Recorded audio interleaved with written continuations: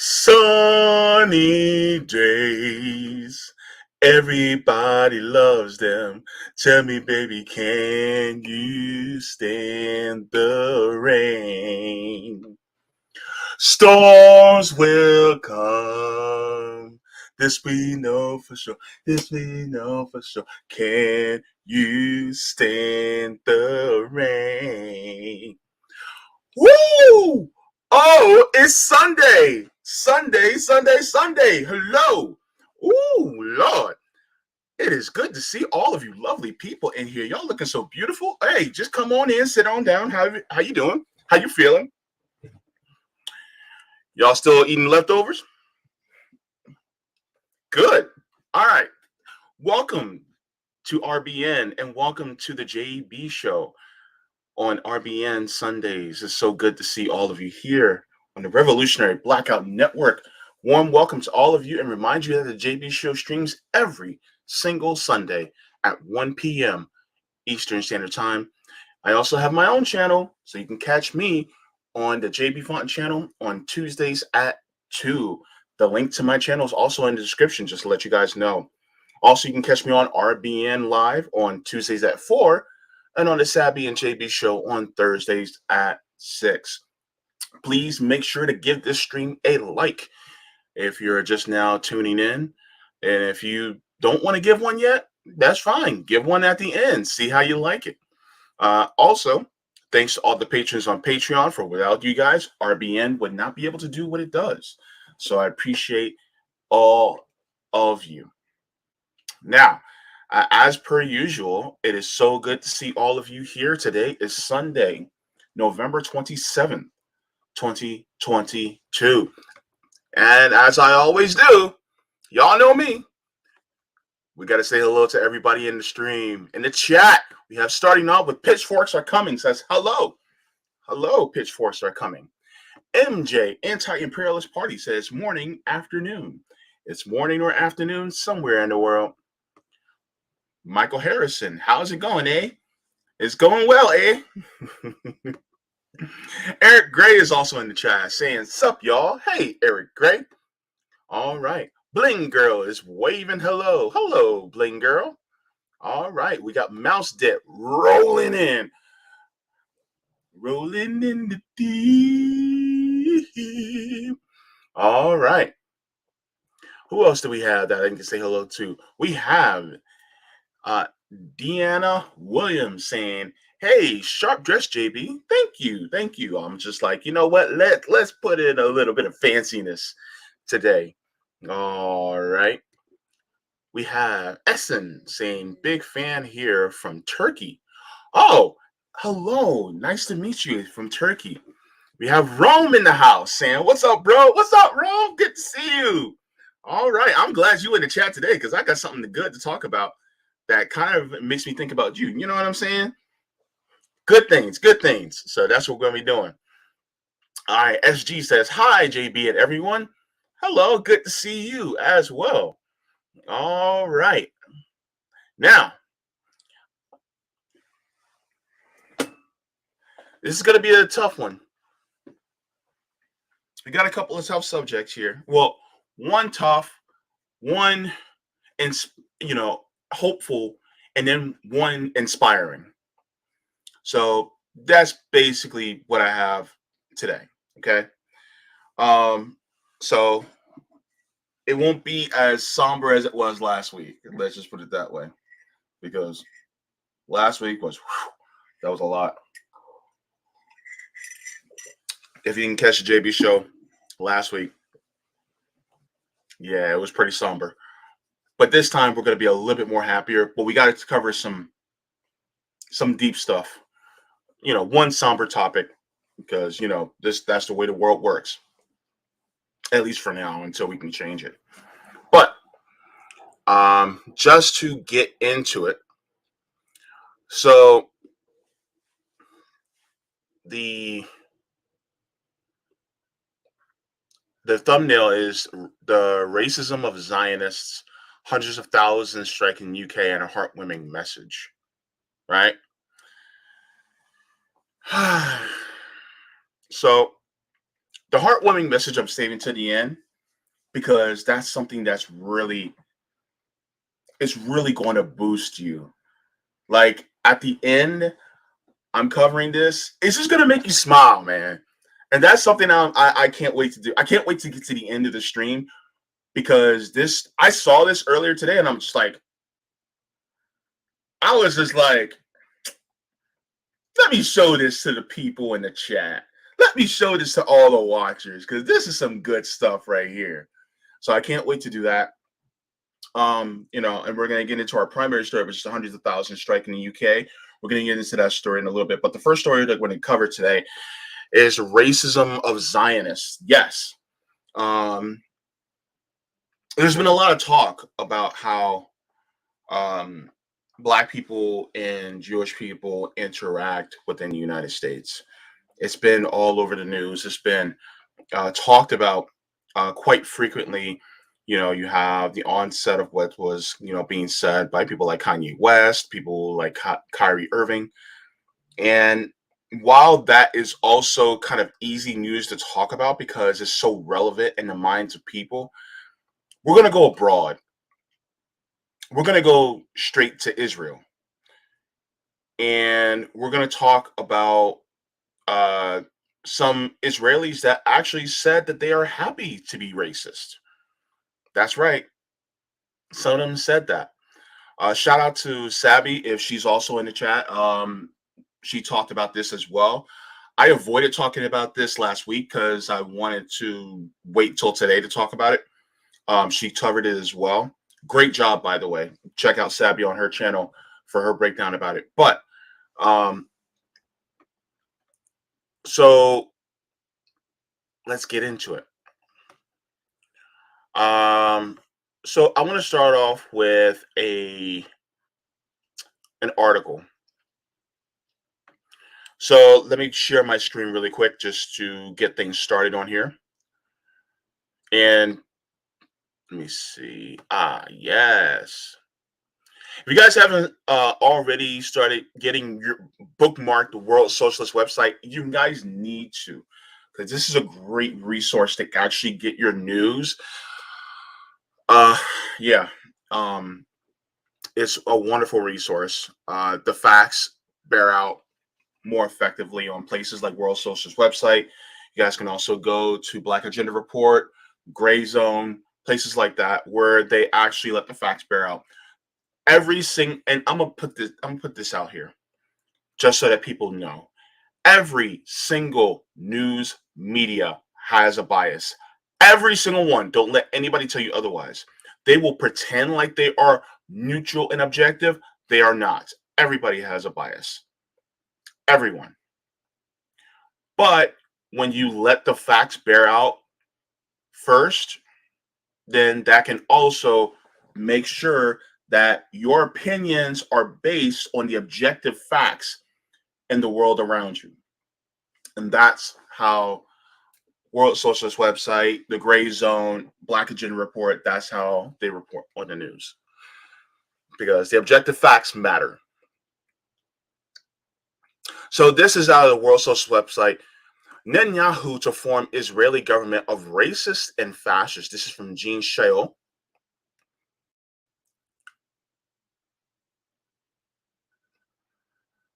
Says 75 years after the UN vote to establish a homeland for the Jews on part of a Palestinian land administered under the British mandate, Benjamin Netanyahu is set to form a government composed of the most reactionary forces in the country, including a fascistic and racist religious Zionism party, now the third largest party in the 120-seat Knesset. Is a historical milestone in the crisis of rightward trajectory of the Zionist state. Netanyahu's government will be made up of racists from the religious and ultra-nationalist parties pledged to Jewish supremacy and the implementation of measures synonymous with apartheid. Their vicious attacks on the Palestinians are aimed at driving them out of both Israel's internationally recognized borders and the lands it has illegally occupied since the June 1967 Arab-Israeli War, in defiance of international law and countless United Nations resolutions. One candidate in line for high art office is Itamar Ben Gvir, leader of the Jewish power faction within religious Zionism. Ben Gvir is a virulent anti-Arab who regularly incites violence against the Palestinians, chanting, quote, death to Arabs, end quote, and has faced dozens of charges of hate speech. So right now, you have someone who is far right, like Benjamin Netanyahu, and you have all these liberal, neoliberal world leaders that are also sitting there congratulating Netanyahu on becoming the prime minister again, and nothing to say about their human rights abuses that they have been doing in the Israeli government. So that just tells you who they're in line with. If you have somebody like President Biden giving his congratulations to someone like that, that tells you who he's really aligned with. Is liberal really liberal anymore? No, it's he's a far right. Far rights are going to far right. You know what I mean? Let's continue. Last month, Yaakov Katz, editor in chief of Jerusalem Post, called Ben Gvir the modern Israeli version of an American white supremacist and European fascist. End quote. A government that includes him, Katz warned, quote, will take on the contours of a fascist state, end quote. The Biden administration, despite its differences with Netanyahu, congratulated him on his victory. Why in the world would you congratulate him on a victory when Netanyahu is in some ways, from what it looks like, worse than even Trump? On Thursday, U.S. Ambassador to Israel Tom Nides called Netanyahu, tweeting soon after, quote, good call just now with Benjamin. I congratulated him on his victory, and I told him I look forward to working together to maintain the unbreakable bond, end quote, between Israel and the United States. Also, Volodymyr Zelensky congratulated Netanyahu. And it talks about the news page of cooperation and a reference to the previous government's refusal to send Israel's Iron Dome technology and other advanced systems to Ukraine in an effort to maintain relations with Russia. So, given the sins of the Israeli government and how they've been treating Palestinians in Gaza, looks like Ukraine is also trying to be another Israel in Europe. Hmm. So, as the other bastions of right-wing reaction, Hungarian Prime Minister Viktor Orban, Italian Prime Minister Giorgia Meloni, and Indian Prime Minister Narendra Modi likewise lost no time in congratulating Netanyahu. So I'm not exactly sure about Viktor Orban, but Italian Prime Minister Giorgia Meloni is basically also a fascist. Prime Minister Modi from India is a Hindu fascist. And so that tells you exactly everything you need to know about Netanyahu. If fascists are congratulating you on your victory, and then Biden's also one of the ones who is congratulating them on their victory,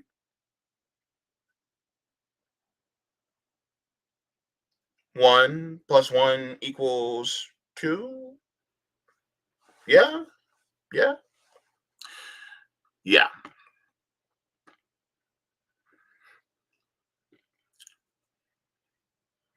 Israel's open turn to the politics of Jewish supremacy and fascist terrorism thoroughly exposes the attempts to equate opposition to the Israeli state with anti Semitism. I'm going to stop right there.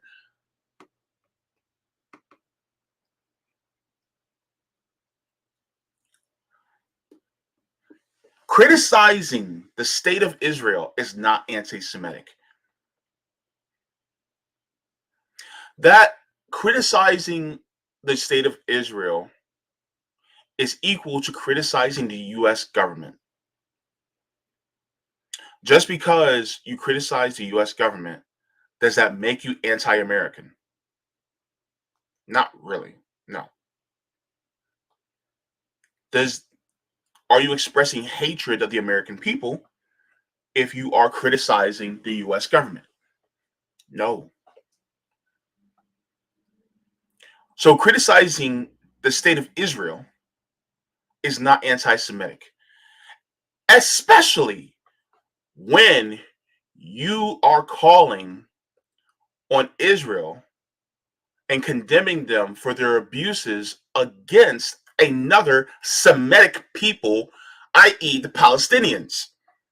Palestinians are Semites. Therefore, condemning Israel for what they're doing against Palestine and Palestinians is not anti Semitic.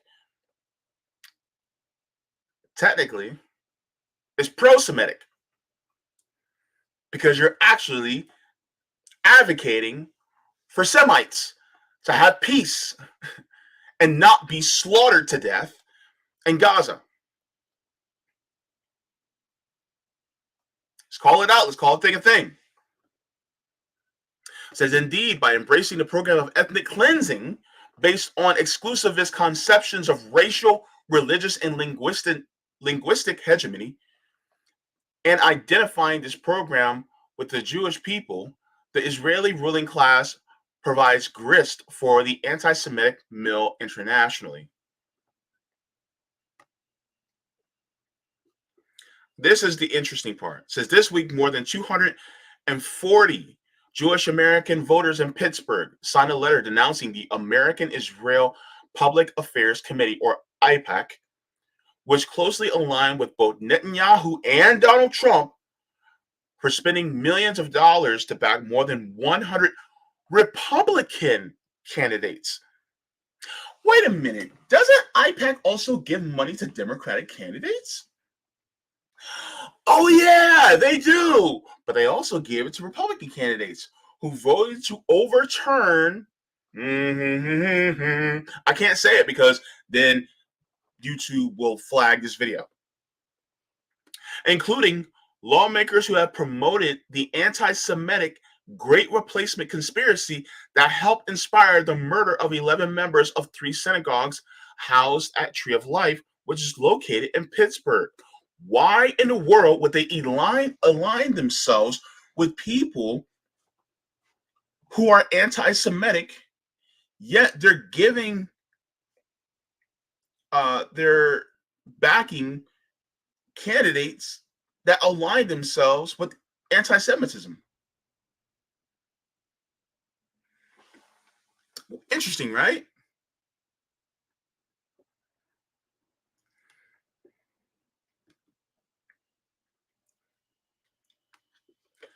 So I want you guys to. I want this author of this article, to Gene Shaw, to get credit, and get the clicks for this. But this is also a really good article. So that's there. I put it inside the chat as well. Let me put it also in the chat here.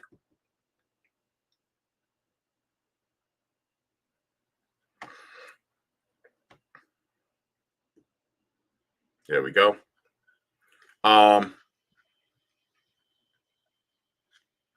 And let's do this. Let me go to one of the primary videos that I wanted to show you guys. And then after that video, then I'm going to go to the chat just to get you guys' thoughts on it. Where are we going? Okay. JB. Gosh. Come on now. Okay. Okay. All right. I see it. Got it. Got it. Got it. Got it. Got it. Okay. So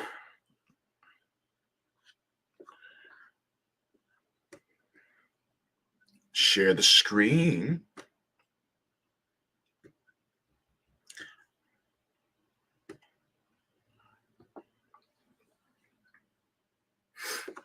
This is out of Mint Press News. Quote, I am proud to be racist, end quote. And they're talking about how black people are being treated in Israel. There's going to be some captions to be read, so make sure to read those because everything's going to be in a foreign language. So. אנחנו גזענים כדי לרצות לשמור על החיים שלנו ועל השפיות שלנו. אז אני גאה בלהיות גזענית! אני גאה בלהיות גזענית! אם אני גזענית בשביל לשמור על החיים שלי, אז אני גאה! My kids, especially my sons, is not safe here in Israel.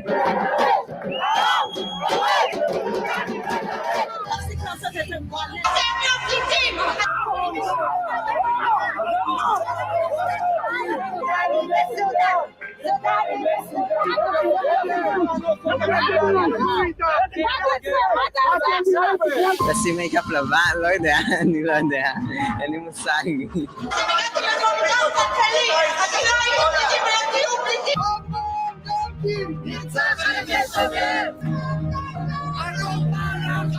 מה אתיופית צריך לעשות?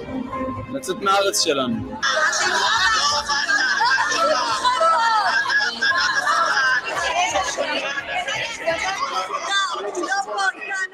כאשר שוטר פוגש חשוד, מטבע הדברים, המוח שלו חושד בו יותר מאשר הוא היה חושד בו אילו היה מישהו אחר. זה טבעי.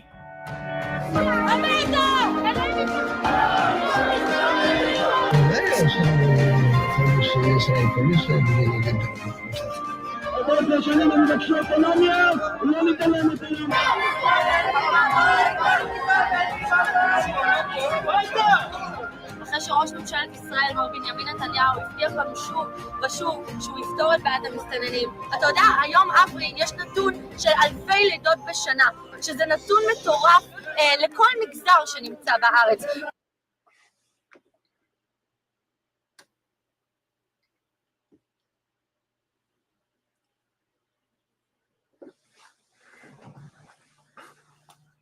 Now,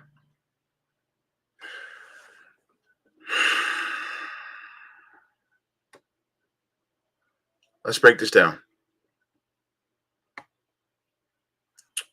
אנחנו גזענים כדי לרצות לשמור על החיים שלנו ועל השפיות. So this young lady is saying we're racist because we want to preserve our lives and our sanity.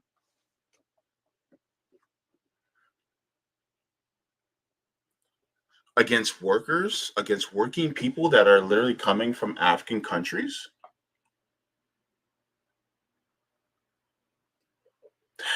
What does this sound like to you? I want you guys to think back 6 years, 6, 7, 5, 6 years ago. Think back 2016, 2017. Think about it. What does that sound like to you?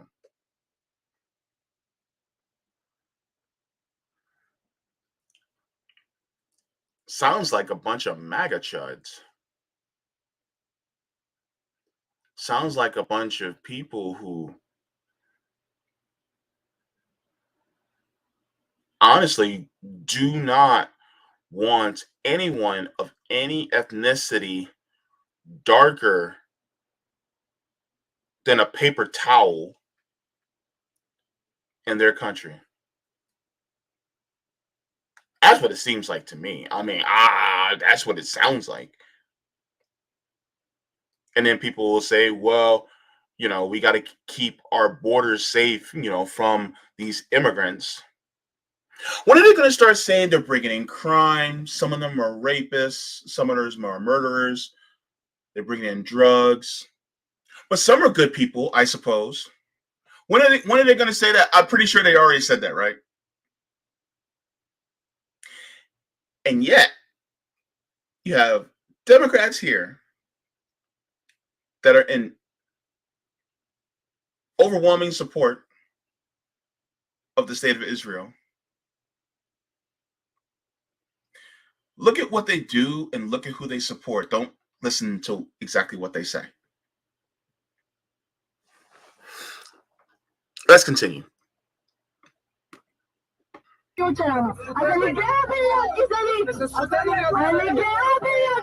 And that's I'm proud to be racist, and it's our right to be racist. They're saying it out loud. It's out in the open.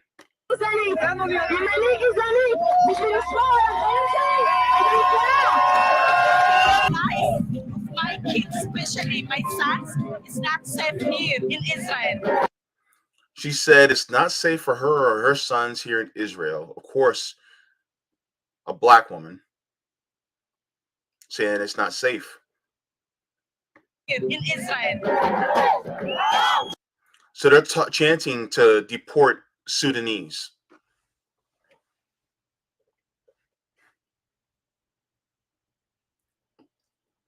They want to deport Sudanese people.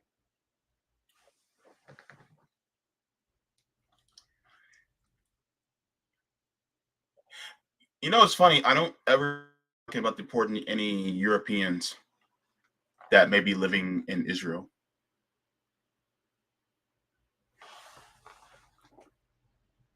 Maybe it's just me. I don't know. Let's continue.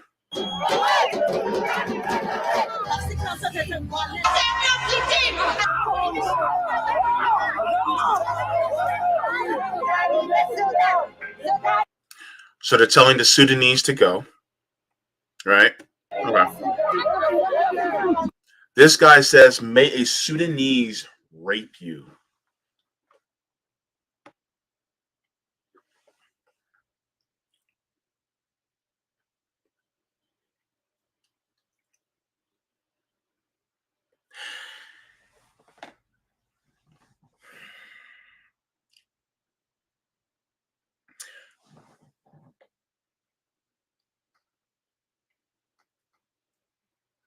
Justify that.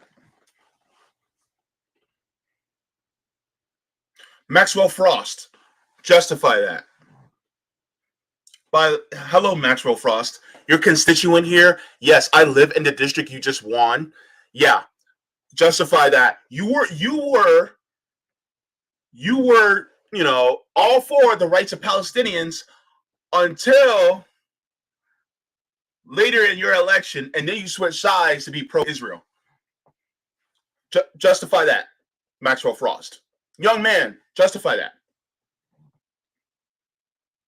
Justify it. By the way, a huge number of Maxwell Frost district is Black and Latino. You have a lot of people of African descent that you are now going to be representing. And yet, you want to give your support to a state that wants to purge people who look like me. Make that make sense, Maxwell Frost. Make that make sense, Jamal Bowman.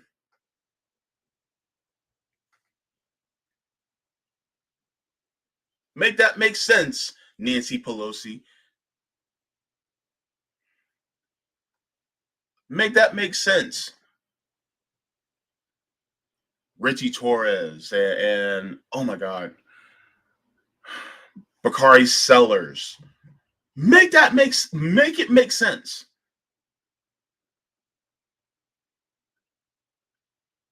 Yet they don't want to. They overlook it.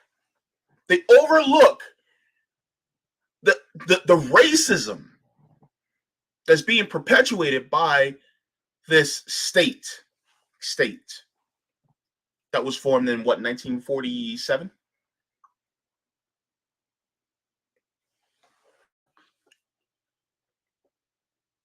Oh, don't worry, I have more. Let's continue. Kasi may kaplaban.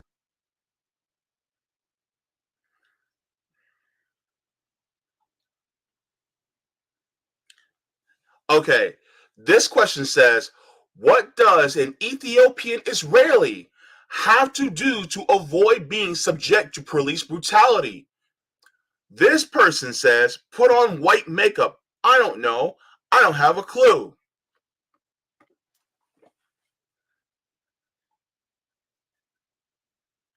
In order to avoid police brutality, you have to be white. By the way, the IDF, the Israeli Defense Forces, also trained the police here in the United States.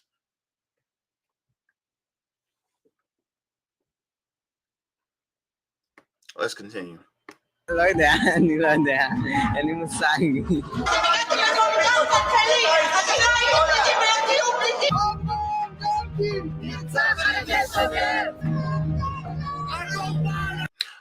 Black people in Israel are dealing with police brutality too.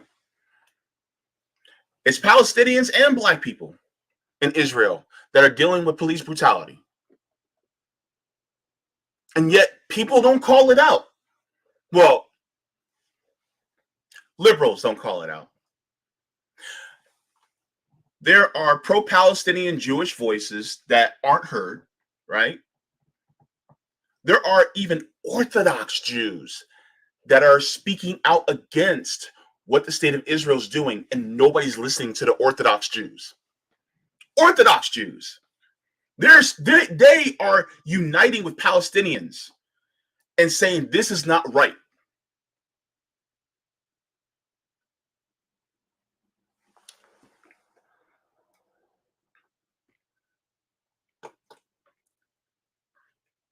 Let's go.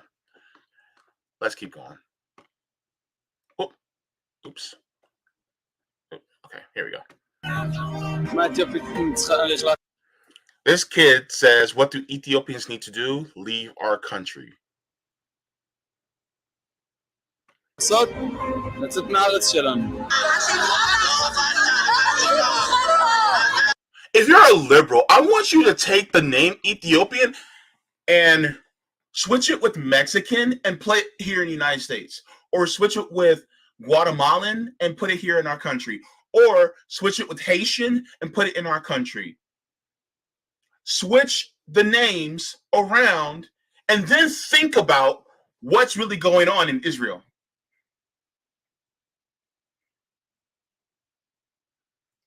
Switch it with Nicaraguans. Switch it. Just switch it in your head. Switch the names, and boom, there you go. Is that what you support? Is this what you support? That type of ideology? Hold up. Okay, hang on.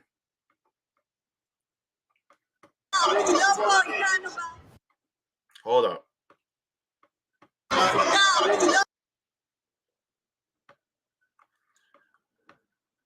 It says you should all be in camps. They're literally telling this black man that they should be in camps.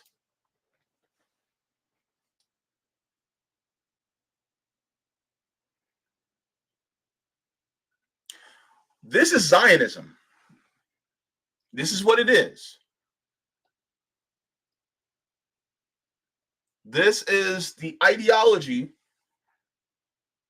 This is fascism. This is racism.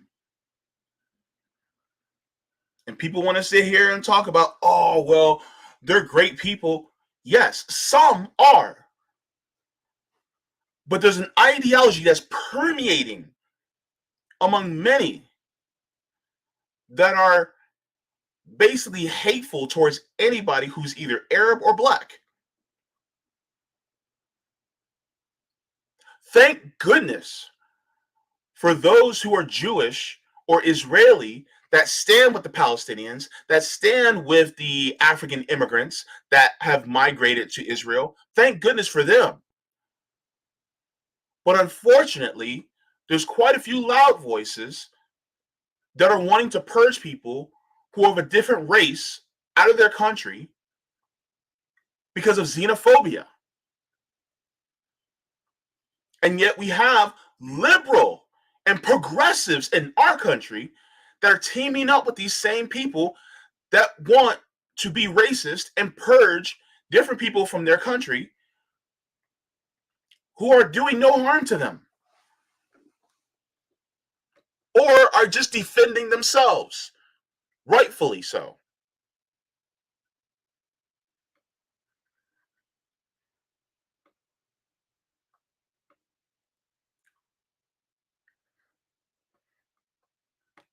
So I'm gonna go to the chat really quick. Let me start off with Rockfin because I missed Rockfin in my introduction. Actually, let me expand this. Okay. And let me share my screen just to make sure I get the Rockfin peeps.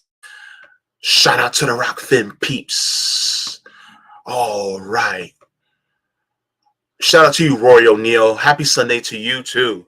Noli D. Noli D is in the chat. She called me sugar biscuits. Sorry. I see you, Noli. I see you. Okay. Choir Boy says criticizing anything legitimately is a good thing. So are they in turn saying that Semitism is a bad thing? Many think so. They're projecting anti-Semitism. Choir Boy also says fucking xenophobes, bigots go around calling others anti-Semitic. Glad they're getting exposed. Okay. Also, let's go to the chat here.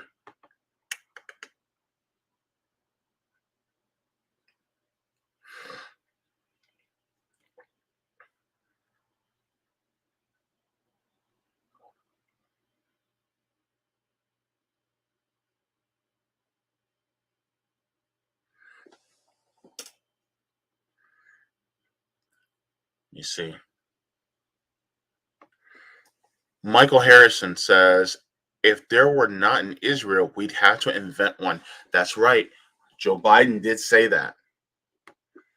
Rick Solis said that anyone see the video of Israeli media at the World Cup, no one would take their interview when they were asked where they were from.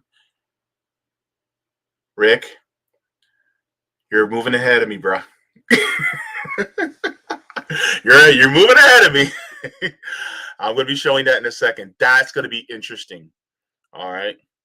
Steven T said, never again was just a virtue signal, I guess. Interesting.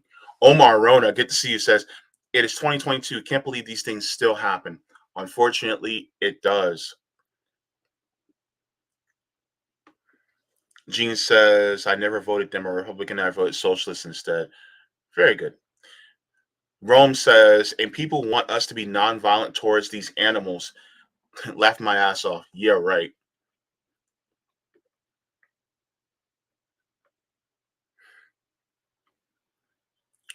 Lady Alex says, I stay home and I'm sad and mad. This helps more as it is real. Rick Sully says people don't want to talk to Israel around the world right now. Yeah. Soul Construct says Ireland stands for Palestine. A lot of countries do. Yeah, we're going to get into that too. Monarch says, for the mainstream media to deny Bernie Sanders, it shows us a lot how anti-Semitic the mainstream media truly are.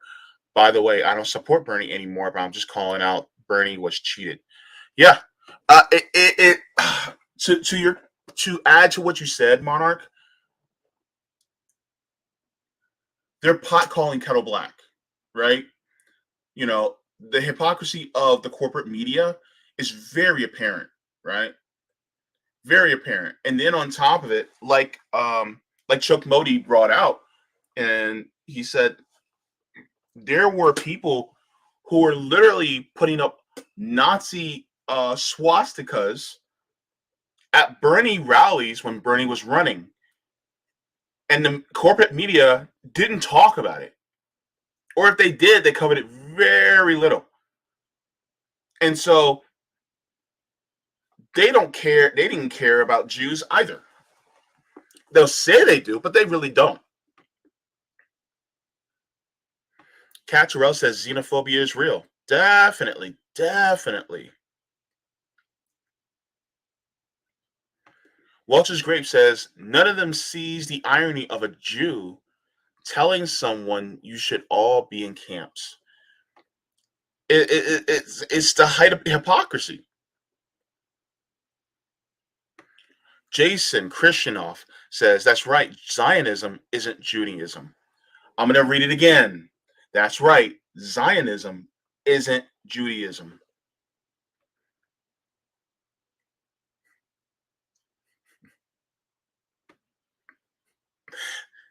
Jamie. I'll take it. All right. John to Emily Transition Vlog says, my mama was born in 1948, just as Israel became a country in 1948. Yeah.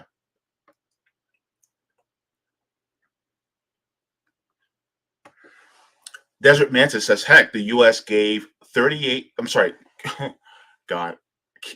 Decimal point, JB. The U.S. gave $3.8 billion to Israel. U.S. legislators are integral to the problem and need to be purged from office. Absolutely. Yeah. And here's the funny part. Israelis actually have universal health care. They have universal health care, and our country is giving them almost $4 billion a year to them to help them. And we can't have universal health care. We can't have, at the very least, a single payer. At the very least. Crazy, right? Richard Lewis Townsend said, Townsend says, the Guardian newspaper ran an article about the Qataris fans at the World Cup freely flying Palestinian flags at the stadiums during matches. Ooh, woo, nice. Okay.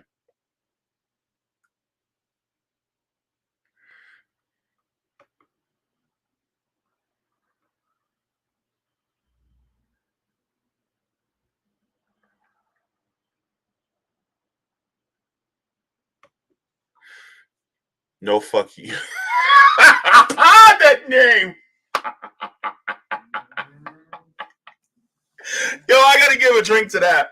Yo, that username. Oh Lord, I love the creativity. Is beautiful. No, fuck you, says. Y'all better be court. Y'all saw what they did to Jesus. Yeah. By the way, Jesus was Palestinian.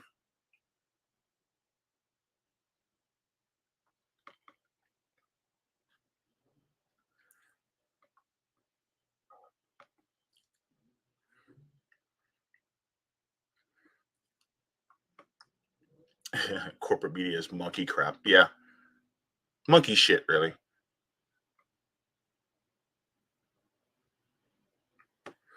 I also do think this. Bernie wasn't cheated. Bernie capitulated. I think it's kind of a mix of both. I think he allowed it. I think he saw the cheating. He was like, yeah, I'm allowed it to happen.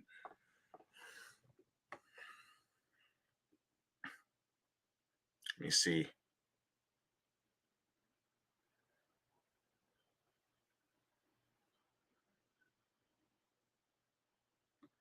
Interesting. General Abalon says, to be fair, Zionism is a tiny subsection of Judaism. Zionism is to Judaism what Al Qaeda is to Islam, a small subset ruining the global image for the majority. That's an interesting take. And that actually makes sense. Because sometimes it's like it's the loudest people in the room, but the loudest people in the room are a very small minority, right? And then they decide to speak for everybody else. And it's just like for instance, healthcare. a very small minority of people want to speak for everybody and say, "Oh, well, we don't need universal health care; it's too expensive, and it gives you the choice and all this blah blah blah." Meanwhile, when you actually poll all the American people, everybody's like, "Yeah, we want universal health care, just like every other developed country in the world. We need it." And the thing is, but who's the loudest voices in the room? Is that small subset that say, "Oh no, we don't need it. We can't have it." And yet, everybody else is like, "Yeah, no, we need it." So it's the same thing. So that's actually a really good point, General Abalon, and duly noted. Because the thing is, unfortunately, there's a lot of people who are Jewish who literally stand with the Palestinians and stand with the immigrants, the African immigrants in Israel. And the thing is that their voices are drowned out by this small minority of loud, racist, genocidal, apartheid-loving people who just so happens to share the same nationality, And it's sad.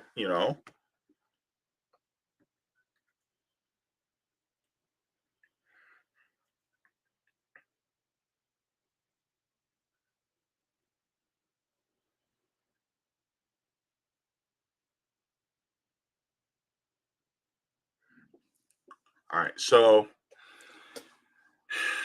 let's go to another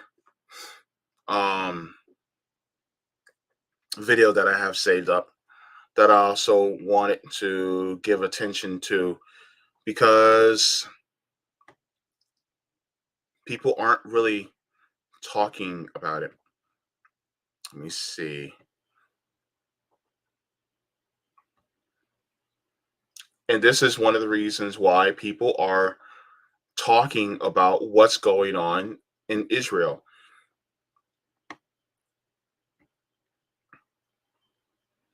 Let me share my screen really quick.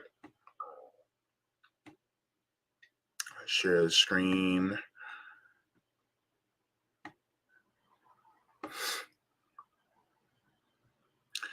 Caption, this is from the International magazine. It says a 12-year-old Palestinian girl is brutally assaulted by Israel in occupied Jerusalem.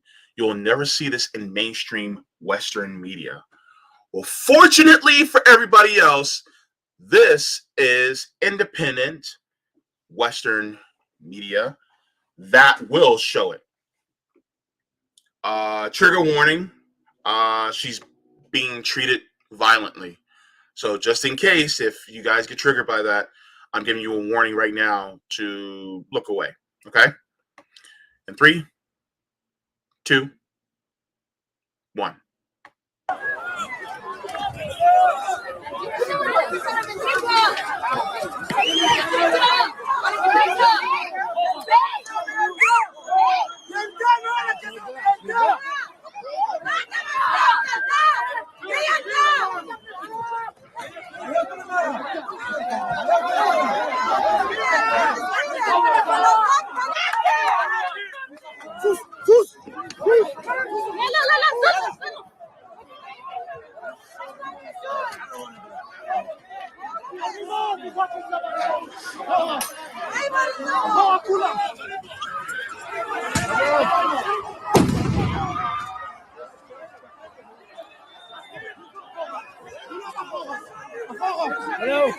אחורה! זוזו אחורה!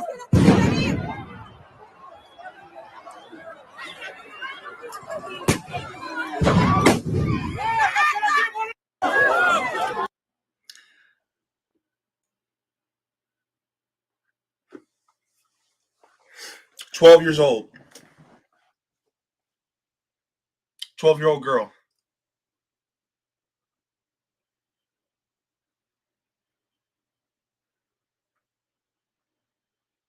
It's a baby.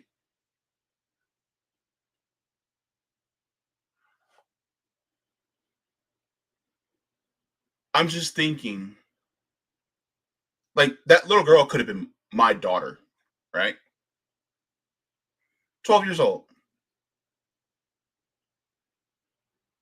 And here you have grown ass men in riot gear, militarized riot gear, beating and assaulting her for what? For what? These are also the same men that train our police forces here in the United States. I want you to go back in your mind and think about all those times where you saw a cop, a school resource officer, slamming young teenage boys and girls into the concrete at these schools, and think about who they got this training from.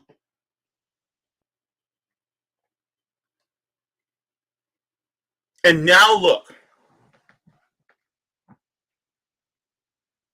got a 12-year-old girl in a chokehold.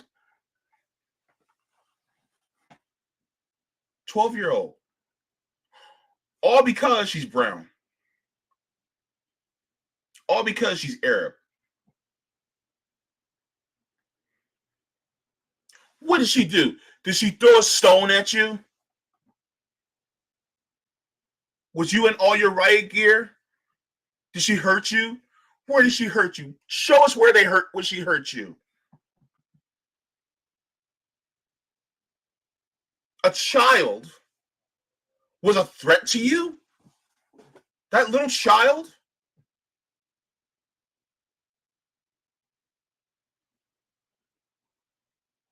This is what's going on. And no, you're not going to see this on corporate media. Why? Because it ruins their narrative. Look.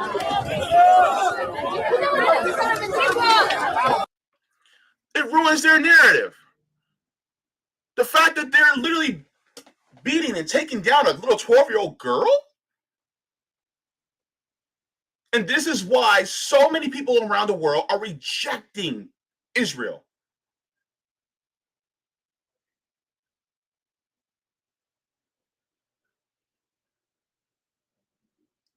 You can't justify this.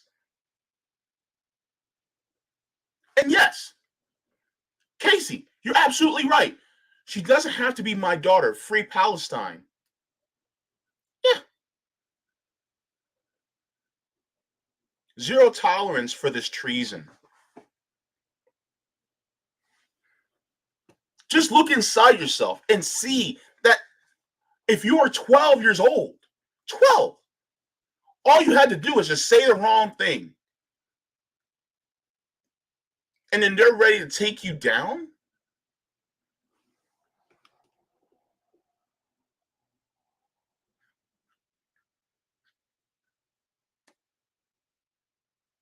You know an anonymous source? Here's the link in the chat. Boom. There you go. Because that's what's going on.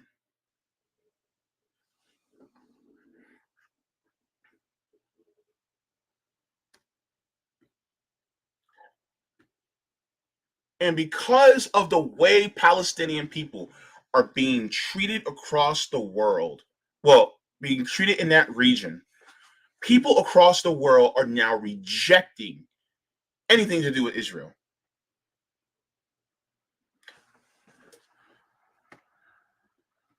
I'm going to show you.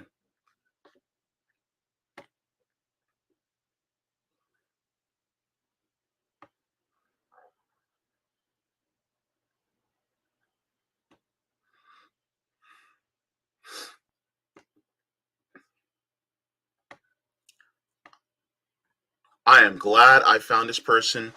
It's Janine, Janine AK on Twitter. It says she's the daughter of Palestinian refugees. So I'm going to share some videos that she posted on her timeline. And this is people just rejecting Israel because it's like, no, you're not doing this. So here's the first one. This? Yes. for Israel. What you? No, no, Yeah. no. Why?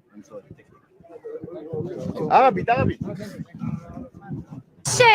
channel is this? Israel channel. You don't like us? No, they don't like you. This guy in the beginning, once he finds out they're Brazil, then they try to say, "Oh no, we're Ecuador," trying to lie and be like, "Oh, we're Israel." Oh. Yeah, no, you're not. You're not. You're not Ecuador. You're Israel, and you got rejected for it. So yeah, and then Ecuador, this. by the way, just one thing I just have to say. Can we praise this dude for the shades? I'm sorry, but this Arab dude gets killing it with the shades. I got to put that out there just real quick because them shades are fire. But that's just a side point. But he's like, excuse me, what? Israel? Hey, Rome, good to see you, bro. Looking snazzy. Yes. For Israel. What you? No, no, no. Yeah. Speak for yourself, man. You saw? He goes, what? What the hell is an Israel? He's like, what? I had to come for this when I was flying home. I was on the freeway flying in the rain. I gotta get home. I got home sometime. Glad to have you, man. Glad to have you. Yeah, this dude's like, what? And he's like, hell no. Why? He's like, I'm sorry. Bye. Deuces. Walk away. channel is this? Israel channel. You don't like us? No, they don't like you. They don't like racists. They don't like people they don't like apartheid states. And I'm glad that people are doing this. Let's continue. Did you have anything you wanted to share really quick, Rome, before Nothing but laughs. Nothing but laughs. All right. Let's continue. All right. Let me go to the next one. What's that? No, okay. I just love how these people see, you know what I'm saying, the reactions of their people's actions, right? Because you're not it's not like the world don't see what's going on in Palestine. Right? Yeah. The people know. Yeah. There's nothing that you can. As soon as you say, "Oh, I'm from Israel," people like, we already know what type of person you are, and you're not going to be accepted. And this is why I say this is self-destruction from that last video when people cheering on, people saying that she'll be in camps and they're proud to be racist. This is self-destruction. All they're going to do is have a bad outlook from the world, especially with America losing power. America lose power, Israel lose power. Look, lose power. So if Israel keeps this up, Israel is going to be the next Germany, and there's going to be a World War III. And Israel and the United States may find themselves, or Israel, Ukraine, and the United States might find themselves fighting the rest of the world for actual liberation. Watch your space, y'all, because y'all need to. I'm telling you. All right, let me share my screen real quick. I got more. All right. Tunisia. Yeah, Tunisia. Tunisia is the best. Yes, of course. Where are you from? Israel. No. What?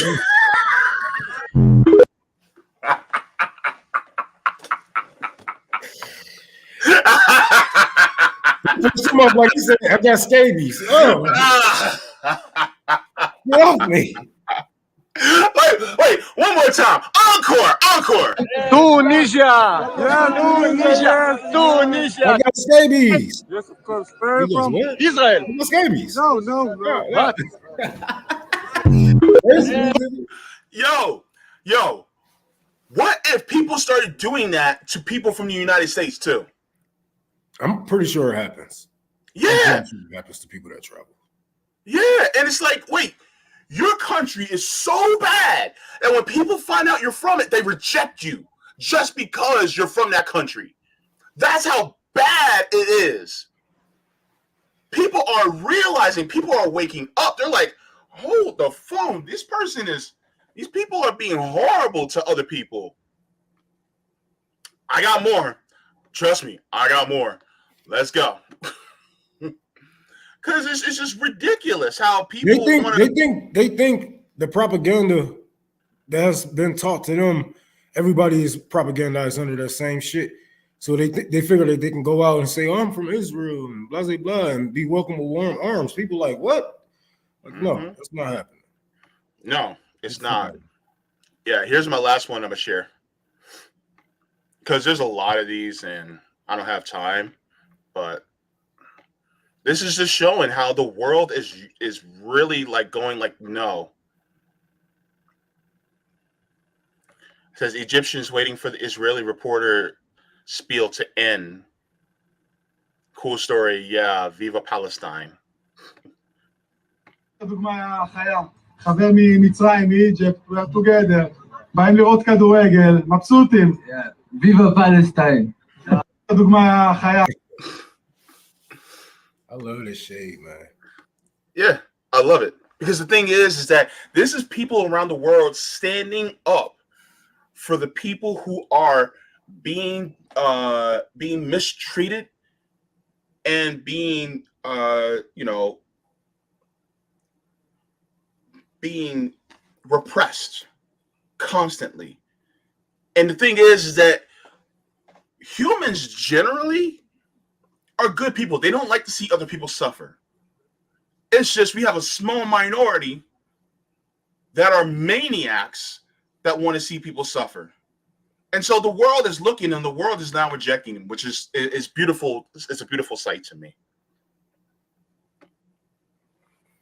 I don't know what the fuck they thought. I don't know if they thought they was going to be welcomed with warm arms, like the people don't see or feel, you know what I'm saying, these things that's going on in the world, not only with Israel, but no, you can't avoid what's going on in Palestine, even if you was just an online activist type person. You know what's going on out there, and there's no way you will be caught dead being, you know what I'm saying, huggy, kissy with somebody who supports Israel and got the nerve to say that they're from Israel, knowing that there's no such thing. Yeah. The lander on Rockfin says Nazis is as much a pestilence on humanity as Nazism is.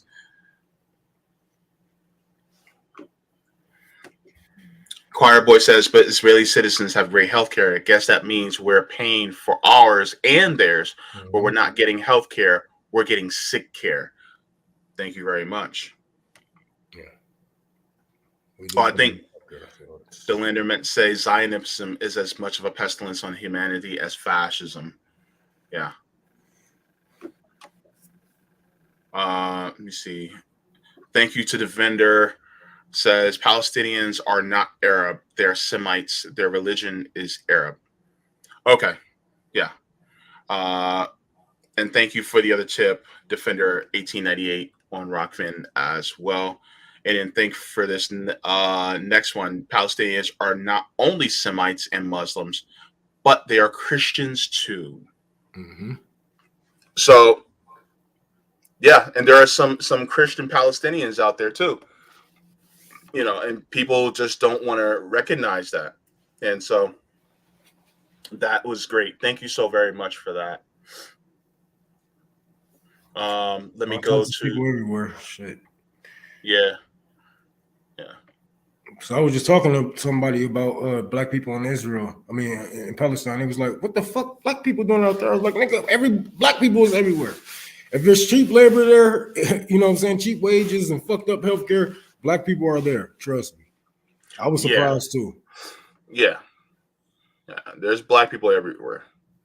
There's black people all over Europe. There's black people all over Australia. There's black people all over in you know, the Middle East. And funny how long we've been in these countries and whatnot. We still aren't the majority of any of these countries you know, seeing that how long we've been in here, how long we've been, you know, breeding with each other and whatnot, and they still have this fear of somebody overthrowing the white race. Nobody wants to overthrow the white race. Nobody is thinking about white people as much as white people think about any other minority group.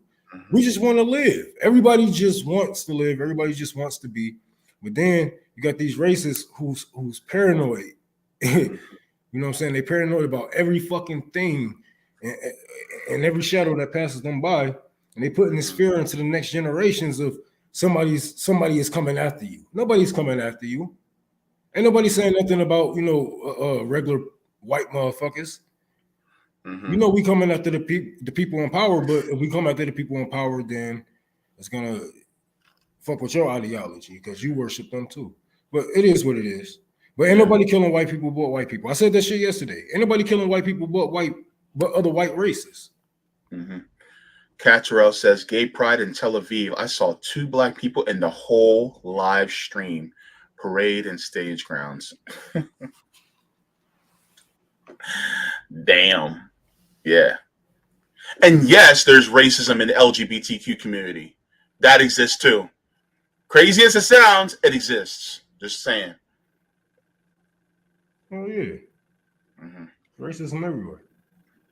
Yeah. So I remember I was going at it with somebody. I was like, racist whites make themselves minorities to have some type of oppression. So they can have some type of oppression, even though they really, you know what I'm saying, they don't have it as hard as, you know, because other white gays be like, bro, chill out. You know. But these motherfuckers like, you don't know how it is being like what? Like, no, we're on the same team, but I guess we not, but whatever. Well, a lot of people do make themselves victims and play the oppression Olympics. I do see that, especially yeah, it's true. And a lot of times they're the people who are the least oppressed. But yeah, but that's, you know, what's going on. Wait, did I have something else? I had this one last article. Let me touch on it real quick because I also want to do this one too. And then I'm going to be finished with this subject because I want to move on to the next one. But this is out of Reuters. And this one is cash or custody. Israel kicks off deportation of African migrants. And this is back in 2018, okay? And says Israel started handing notices out to 20,000 male African migrants, giving them 2 months to leave the country or risk being thrown in jail. So this is when Netanyahu was prime minister before, says government is offering the migrants, most of whom are Sudan or Eritrea, $3,500 and a plane ticket to what it says is safe destination to another country in sub-Saharan Africa. The fate of 37,000 Africans in Israel is posing a moral dilemma for the state, found as a haven for Jews from persecution and a national home. The right-wing government is under pressure from its nationalist voter base to expel the migrants, while others are calling for them to be taken in. The government says the migrants are, quote-unquote, infiltrators, looking for work rather than asylum. But there is a growing liberal backlash against the plan, including from rabbis, a small group of survivors of the Nazi Holocaust, and ordinary people who say Israel should show greater compassion to the migrants. So this is also showing that this is not something new, that this has been going on for quite a while in Israel. The anti-blackness, the anti-Palestinian hate, this has been going on for quite some time. And yes, anonymous source, Netanyahu is prime minister again. Yep.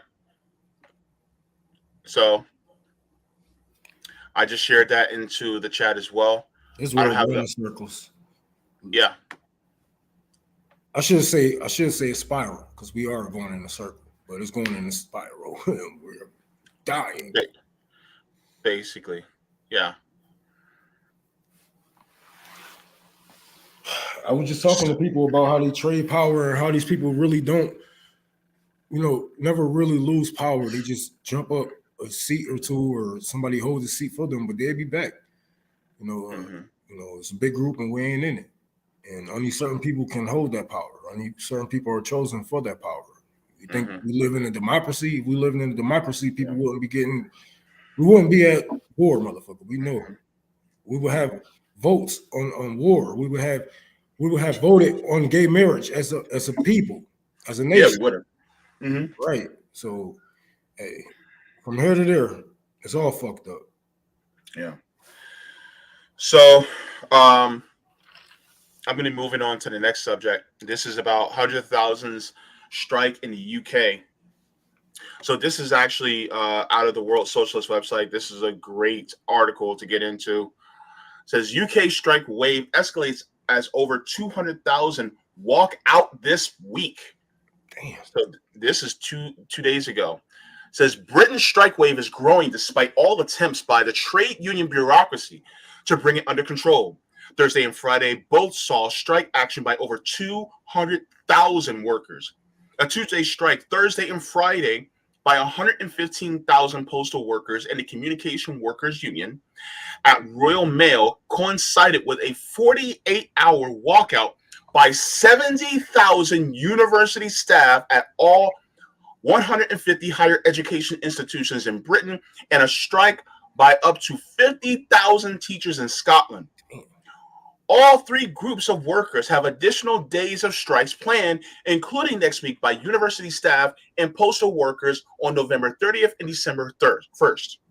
On Friday, the Educational Institute of Scotland announced another 16 consecutive days of strikes for January and February.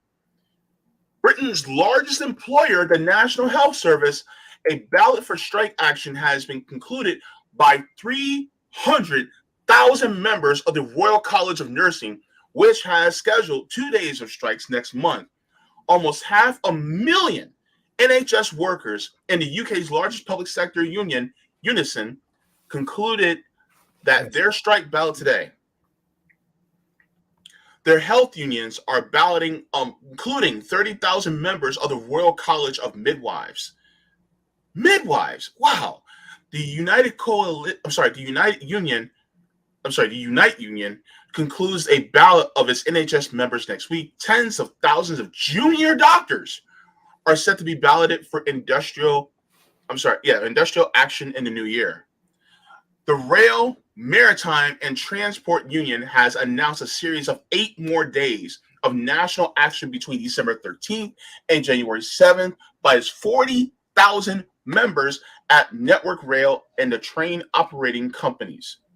Strikes by thousands of members of the ASLEF train driver union are continuing with a national strike, their 5th this year, taking place tomorrow. This is wild, bro.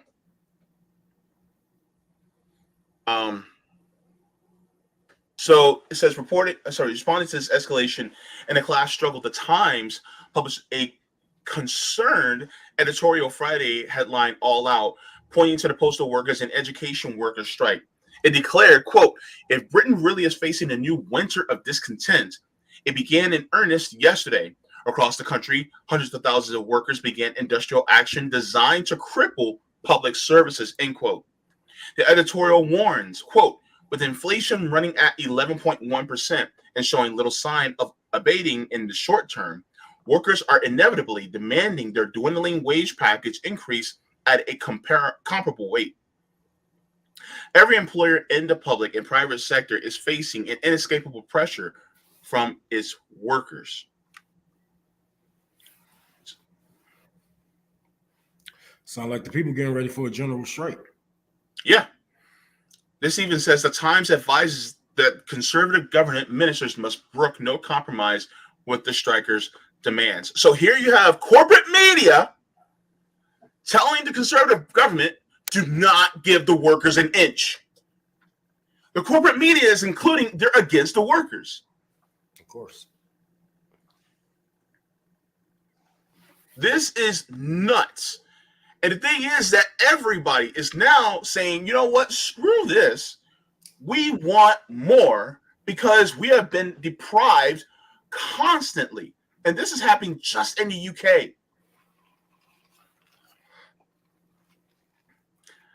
it talks about strike workers in the UK is a part of a growing wave of struggles internationally. Strikes in every sector throughout Europe, including a single-day strike over pay by public sector workers in Portugal last week, and stoppages by oil refinery workers in France and in the Netherlands. On Monday, 48,000 academic workers in the University of California system went out on strike to demand wages and benefits to keep up with inflation. Also this week, workers in a fourth rail union in the United States voted to reject a sellout national railroad agreement brokered by the White House. So there is a lot of shit going down regarding strikes and workers.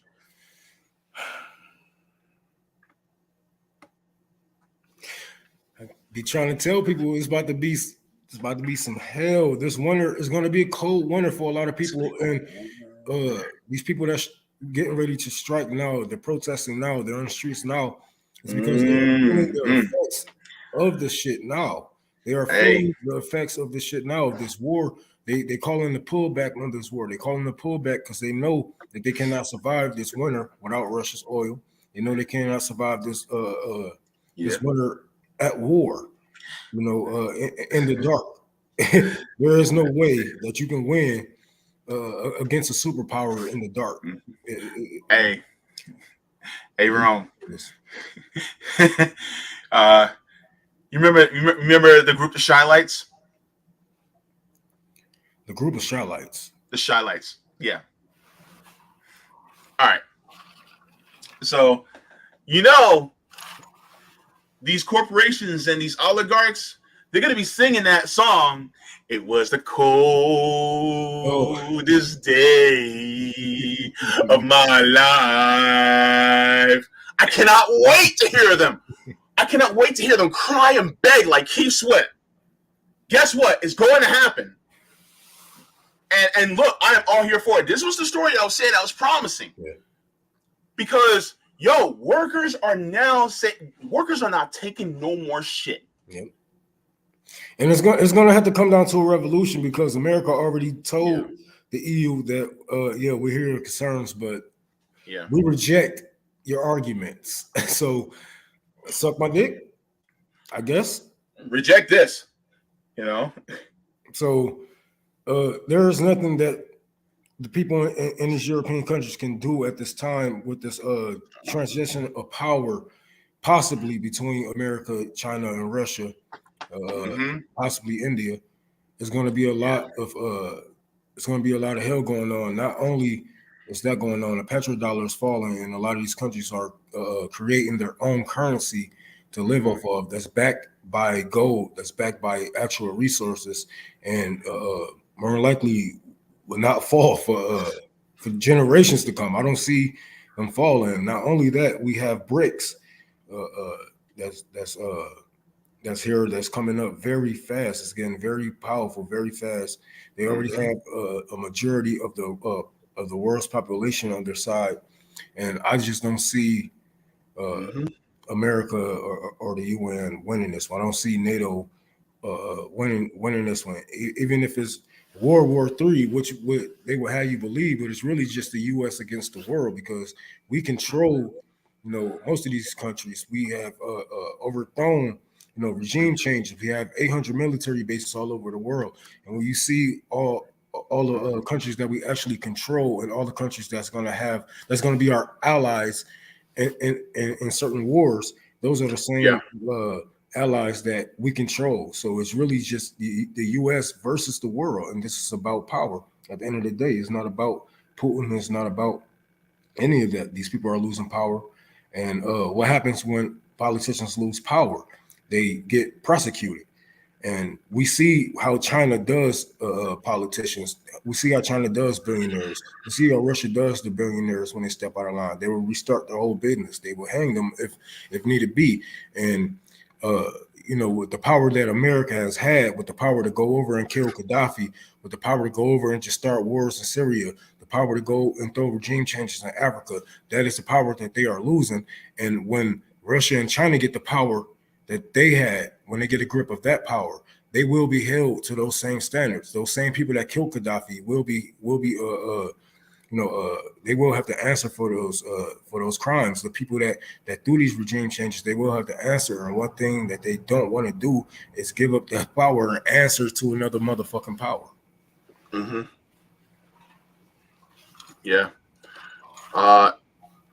Neuropsych says the elite shouldn't have torn up the social contract. Yeah, man, some base comments in the chat, man. Y'all are some brilliant people up in here, man. I love our audience, man. They are some brilliant people. Y'all niggas ain't shit. Yo, actually, that phrase was something I read in Asada Shakur's book last night. I read that in my reading, bro, and then you just repeated the same. Lord and Lord, black people, I tell you. But yeah, they know I love them. Yeah. But yeah, so that's what's going on. Solidarity with all those workers in Europe. Solidarity with all the workers that are striking here in the United States. I want to see these strikes come through, not because I want to see people suffer. I don't want to see that. I want them to do it so that it is. I want them to suffer. They have to suffer in order to know how to fight. This is the last resort. These people have been conditioned, been held and cozy under the bosom of white supremacy their whole lives.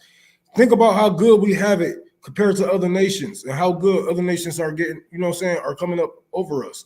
We are losing that grounding. So fuck yes. Some people are going to have to suffer in order to know how it is to lose, what it takes to lose, to be on your last, to lose your house, paycheck to paycheck, to be homeless, to go from here to be here. Sometimes you have to suffer to get there. And yes, I might sound like a motherfucking psychopath. Maybe I am. But I ain't more psychopathic than these motherfuckers who want to bomb your ass, who want you to die for their power. I want you to recognize the power that you have. Recognize who you are. Yeah. You know what I'm saying? And take that fight and what you have left before they take everything that you have left. But I'm sorry for cutting you off, JB. But yes, no. Suffer. I want to make a statement real quick, and I want to know how much you agree with this. Especially black people in the United States. We have seen and we know that we have been in fascism really since the beginning of this country. Because we were not insulated away from it. There are a lot of people, particularly a lot of white people, that are now starting to see the fascism because they're not as insulated away from it as they used to be. And so now they're like, oh my God, this is fascism. For us black people, that was a Tuesday. We're like, oh, okay, yeah, racist ass presidents and Congress and all that, and both parties have covert and overt racism. Yeah, that's a Tuesday for us.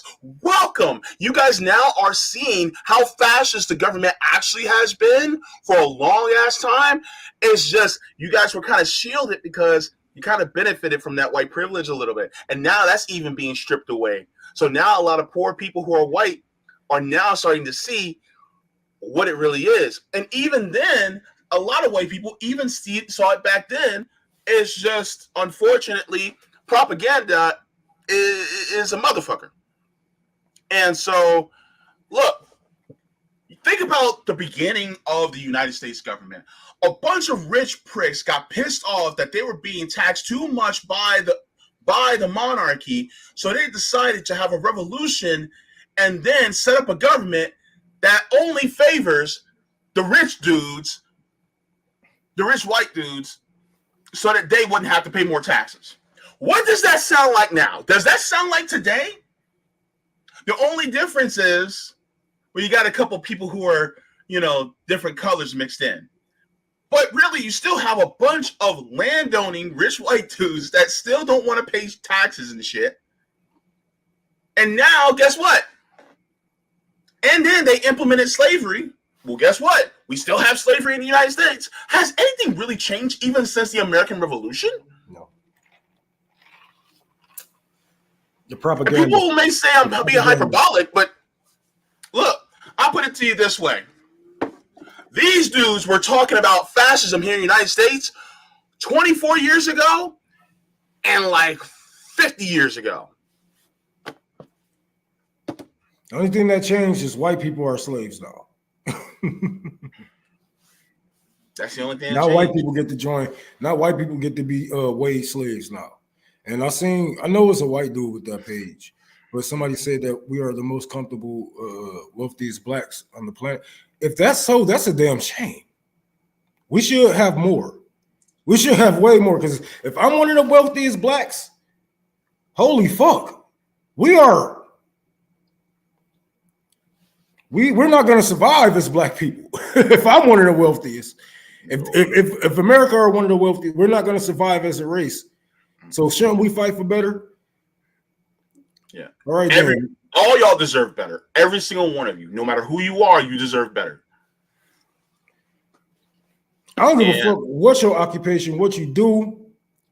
Look, I'm just fighting because I know I don't give a fuck if it affects your life or not, right? Because I got to get my people's life better. But the only way that my people's life will get better if everybody's lives get better. If everybody gets on a certain track or on their track. You know, if everybody gets on the road, everybody had the basics, a roof over their head, Social Security, healthcare, et cetera, then we wouldn't be, so in over our head with so much paycheck to paycheck, asking our neighbors and shit like that. But yeah. So this is out of CNN Business. It says, it talks about in Britain, nearly 200,000 workers are striking on Black Friday. That was 2 days ago, which is beautiful because I think a Black Friday strike is absolutely necessary. So,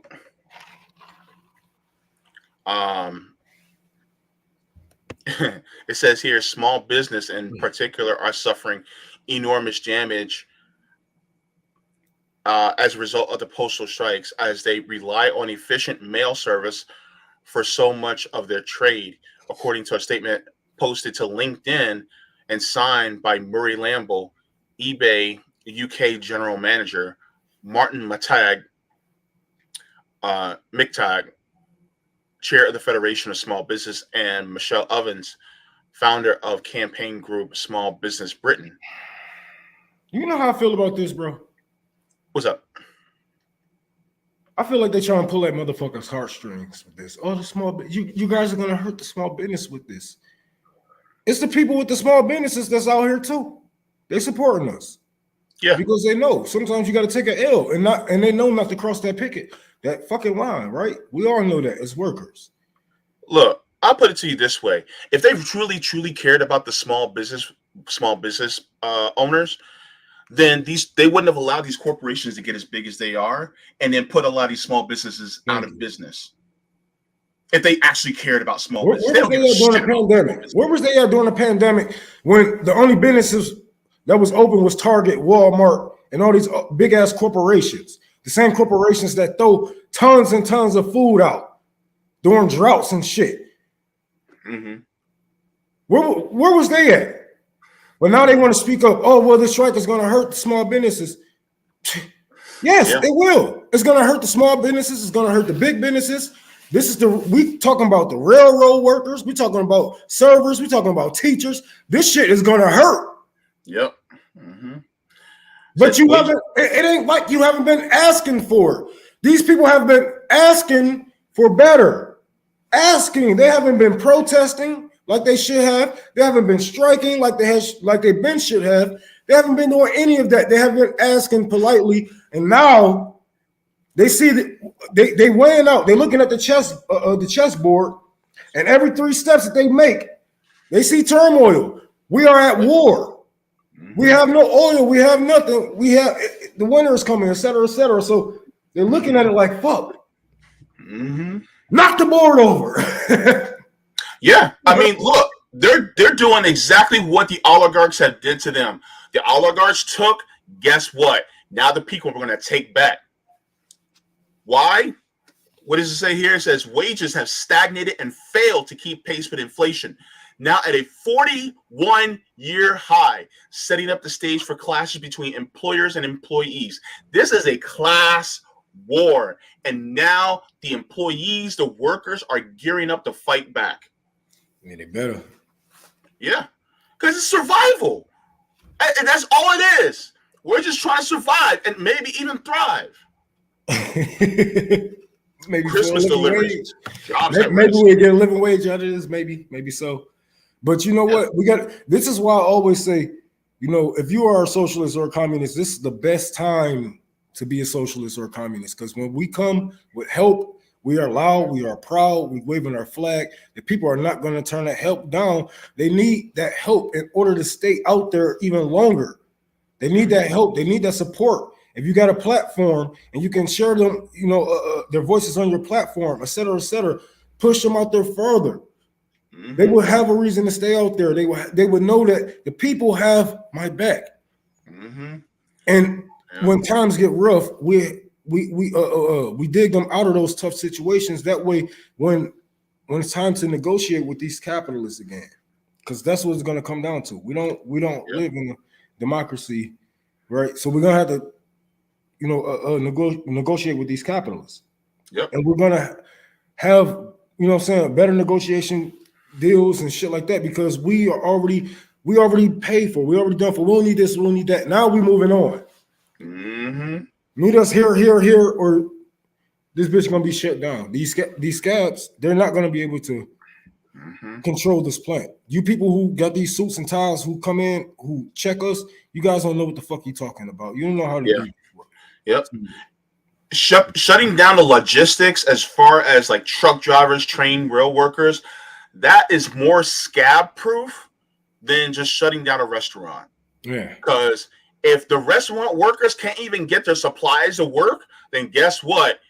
Ain't no scab that can work in a restaurant when the restaurant ain't got no supplies. So it says drivers for Best Food Logistics, who deliver fresh food to restaurants, including KFC, Burger King, and Pizza Hut, have also voted to strike, according to the statement from GMB Union on Thursday. No dates have been yet announced, and a company spokesperson told CNN Business is committed to reach a way forward. So, the people who deliver the food to these restaurants, people who deliver the food to these businesses, they are going on strike. So therefore, these restaurants will have no choice but to shut down. And that is a good thing, because that means that, look, if your place is going to shut down because they're not be able to afford to do it, then y'all might as well go on strike too and start asking for yours too. If you're in a restaurant, if y'all can't work anyway, might as well go on strike too and be like, hey, we can't do it either. So, I mean, this is just, you know, this is great. And it says also Friday, thousands of Amazon warehouse workers plan to take part in protests and strikes around 30 countries, including the United States, Britain, Japan, India, Australia, France, Germany, and South Africa. So, yeah. This is the third year that Make Amazon Pay campaign has organized a global day of action on Black Friday. Protests due to take place between shifts at an Amazon warehouse in Coventry, England on Friday evening are not expected to affect Black Friday deliveries. Yeah, but it'll still affect hopefully it'll still affect Cyber Monday, because Cyber Monday is more bigger than Black Friday now, which is tomorrow, by the way. So, yeah.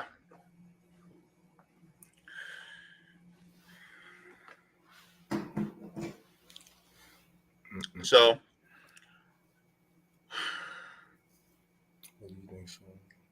let me go to the chat real quick.